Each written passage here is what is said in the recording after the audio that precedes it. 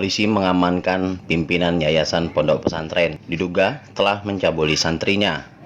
6 orang yang menjadi korban aksi bejatnya, 5 orang telah melaporkan perbuatan tersangka. Tersangka nyaris menjadi bulan-bulanan orang tua korban saat digiring ke Mapolres Tebo. Modus yang dilakukan tersangka yakni dengan meminjamkan uang kepada anak didiknya yang sakit karena belum mendapat kiriman dari orang tuanya. Saat korban tertidur, disitulah tersangka melakukan aksinya. Tersangka melakukan aksinya sejak Juli 2019 sampai 7 Oktober 2020 hingga akhirnya perbuatan tersangka terbongkar setelah salah satu orang tua dari korban melaporkan aksinya. Kecuali yang pas dia meminjam duit, akhirnya saya ambil kesempatan, saya peluk dari belakang dan saya pegang buat gedenya. Ya pernah saya memasukkan tapi dengan celana masih ada tidak. Dia itu karena siangnya itu pinjam dengan saya, pinjam duit karena orang tuanya tidak lama tidak memberi, akhirnya ya itulah pada malam itu aku taruhkan di sampingnya dia duit yang dia bilang pinjam itu. 6 orang. 6 orang Pak ya? Itu sejak kapan? Ya itu sudah Desember yang lalu kalau tidak salah. Yang terakhir kemarin yaitu pendorongan kena balon udara di aula itu.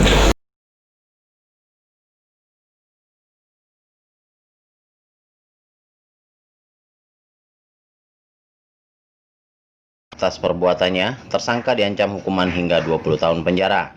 Hal ini pun dibenarkan oleh Polres Tebo saat konferensi pers. Hari ini kami akan melaksanakan press release berkaitan dengan kasus pencabulan anak di bawah umur. Untuk tersangka, ya, laki-laki berumur 52 tahun, ya, inisialnya KH. Kemudian untuk korbannya, sementara ini berjumlah 6 orang. Kemudian untuk modus operandi yang digunakan tersangka yaitu dengan memanggil sendirian, kemudian di situ ditanyakan apakah ada kesulitan dalam kegiatan belajar, kemudian juga kondisi kesehatan. Dikarenakan para korbannya ini ada yang menyampaikan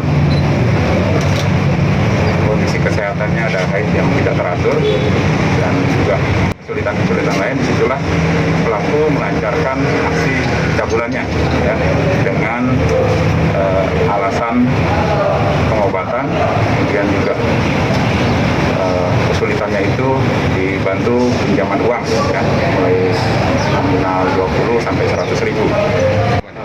Korbannya umur 12 dan 13 tahun, mulai dari bulan Juli 2019 sampai terakhir itu tanggal 7 Oktober 2020. Ada yang sampai di tubuhnya? Sementara ini belum ada. Kalau menepis isu katanya kriminalisasi terhadap ulama itu Bang, gimana Bang? Oh iya, jadi adanya rekan-rekan yang bertanya tentang kriminalisasi sudah dijelaskan oleh Kasat Reskrim serta juga ditunjukkan barang bukti serta diberikan kesempatan untuk bicara dengan pelaku, akhirnya memahami bahwa itu bukan kriminalisasi. Ini apakah pelaku ini pekerjaannya sebagai pemimpin pondok pesantren atau bagaimana ini Pak? Pemilik. Jadi sedangkan tersebut keterangan di KTP-nya petani, ya. Untuk pelaku diancam dengan pasal berapa ya? Ya, jadi pasal 82 ayat 1, 2 dan 4, ya. Untuk 17/2016. Ancaman pidananya itu minimal 5 tahun sampai maksimal 20 tahun. Ada yang lain?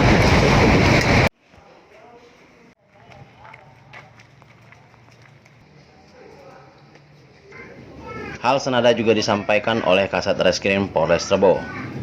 Modus pelaku dengan cara menawarkan pinjaman uang kepada korban, sehingga korban diajak ke ruangan. Setelah itu korban dipegang.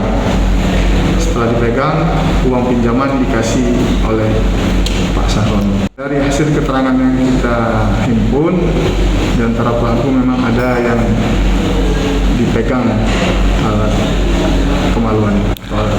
Pada saat pemegangan, korban disuruh tidur, tapi proses pemanggilan korban pada saat mereka sedang belajar.